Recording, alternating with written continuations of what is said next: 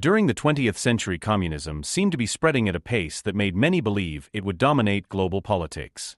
From Eastern Europe to Asia, the ideology gained a strong foothold and influenced millions. Yet less than a century later, only 5 communist states remain. Among them, the most significant by far is China.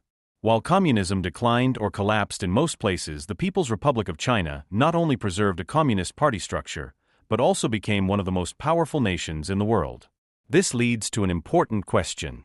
Why did communism endure in China when it failed almost everywhere else? To understand this, we need to go back to the origins of communism in China and trace how it developed. The introduction of Marxist thought was heavily influenced by the Russian Revolution of 1917. The success of the Bolsheviks inspired many Chinese intellectuals who were disillusioned with the weakness of their own nation and frustrated by foreign domination. Among them was Li Dazhao, the head librarian of Peking University. In 1918, Li created a Marxist study group which introduced many young Chinese students to socialist theory. One of the students who joined was Mao Zedong. At the time, Mao was just a clerk at the university library, but he absorbed the ideas and would later rise to lead both the Chinese Communist Party and eventually the nation itself. Li Dazhao argued that China's liberation depended on empowering its peasant majority. Unlike Europe, where Marx had focused on industrial workers, China had an overwhelmingly rural population. Li believed peasants were just as exploited as workers in factories because foreign powers and local elites kept them impoverished. This idea planted the seed for a uniquely Chinese form of communism rooted in the countryside rather than the cities. By 1920, Soviet representatives were arriving in China to spread communist thought more systematically. One important figure was Grigory Voitinsky, a Comintern agent who provided resources and guidance. With Soviet support, the Chinese Communist Party was formally founded in 1921. From the start, it was small and faced immense challenges. Another major movement in China, the Kuomintang or Nationalist Party, was also gaining influence. Although the KMT was anti-communist, the Soviets encouraged cooperation between the two groups in hopes of building a broad anti-imperialist front. For a while, the alliance seemed workable, but by the late 1920s, the Nationalists turned against the Communists violently.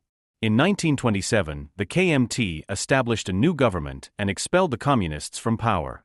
The CCP tried uprisings, but most failed and its members were forced to retreat into the countryside. This was the beginning of Mao Zedong's rise. In the rural areas, Mao and his followers organized peasant militias, and in 1931 even declared the Chinese Soviet Republic in southern China. At its height, it had around 10 million people under its control. The Nationalists eventually crushed this base, forcing the Communists to embark on the legendary Long March, a grueling trek to northern China. Though it was a retreat, it solidified Mao's leadership of the CCP and became a central myth in communist history. By the mid-1930s, Mao had established himself as the figure who could rally the movement. When Japan invaded China in the late 1930s, the Communists and the Nationalists once again formed a temporary alliance. Fighting a common enemy gave the CCP valuable experience and legitimacy. After Japan's defeat in 1945, civil war resumed.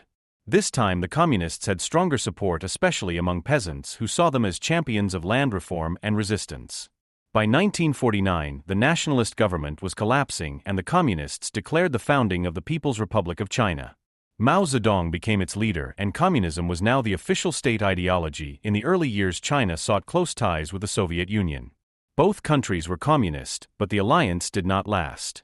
Disagreements over ideology and foreign policy soon caused a split. By the 1960s, the relationship had broken down. Meanwhile, inside China, the government launched dramatic campaigns to transform society. The Great Leap Forward of 1958 attempted to industrialize rapidly by mobilizing peasants into communal farms and backyard furnaces.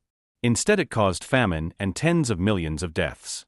In 1966, Mao launched the Cultural Revolution, which plunged the country into political chaos as radical youth known as Red Guards attacked officials, intellectuals, and even ordinary citizens accused of disloyalty. For a decade, China was torn apart by internal conflict until Mao's death in 1976. After Mao, the Communist Party faced a crossroads. Some leaders wanted to preserve strict revolutionary policies, while others favored reform. Deng Xiaoping eventually emerged as the paramount leader. He shifted China's direction by introducing the 4 modernizations which emphasized agriculture, industry, science, and defense. Deng argued that China could remain politically communist while adopting market-oriented reforms. He opened the country to foreign investment, allowed private farming, and permitted small businesses. These changes transformed the economy. China moved from isolation and poverty toward rapid growth.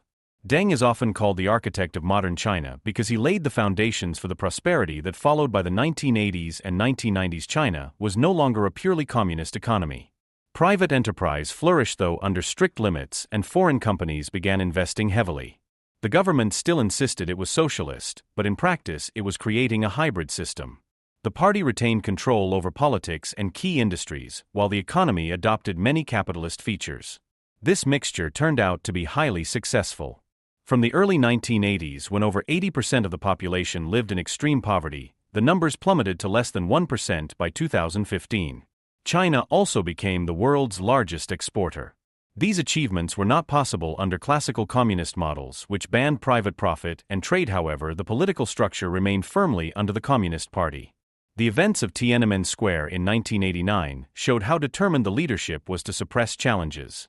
The party learned that loosening political control could threaten its rule, so reforms were limited to the economic sphere.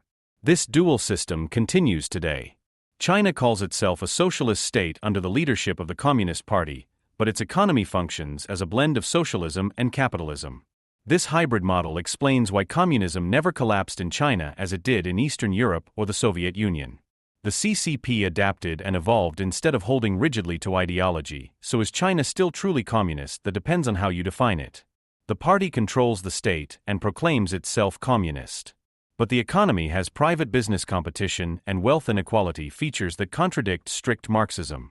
Many experts say China is better described as a one-party capitalist state or a hybrid socialist system. Yet labels can only explain so much. What matters is that the combination has worked for China's leaders and its people to a degree. The party remains powerful and the nation has grown into a global superpower. The survival of communism in China is therefore not because the ideology triumphed in its pure form, but because it was reshaped. By blending market forces with political authoritarianism, China avoided the collapse that destroyed other communist regimes in the late 20th century. This adaptability makes it unique.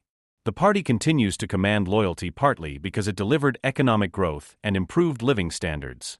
As long as that continues, the system is unlikely to fall. Still, the future is uncertain. China's government faces challenges such as slowing growth, inequality, environmental pressures, and demands for greater freedoms. Whether the Communist Party can continue balancing socialism, capitalism, and authoritarian control will shape the nation's path. But for now, the answer to why communism did not collapse in China is clear. It never existed in its strict form. Instead, it evolved into something else entirely: a system where the party holds political dominance while the economy embraces pragmatic reforms. This compromise saved the regime while others crumbled. It shows that in China, communism survived by becoming something uniquely Chinese.